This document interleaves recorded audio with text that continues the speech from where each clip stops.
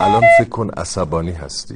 سر یه چیز علکی که دکتر نباید آدم عصبانی بشه، سلامتی آدم به خطر میفته. نه خودتون مثلا فکر کن من حق تو خوردم الان عصبانی هستی.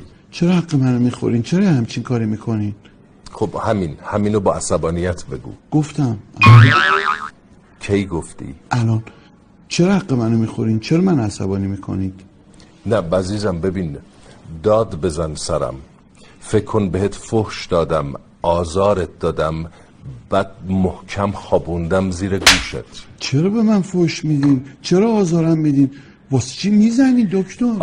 الان همینا رو با عصبانیت بگو. گفتم. کی گفتی؟ همین الان. چرا آزارم میدین؟ چرا من عصبانی میکنی؟ چرا میزنی دکتر؟ الان ته عصبانیتت همینه؟ بله.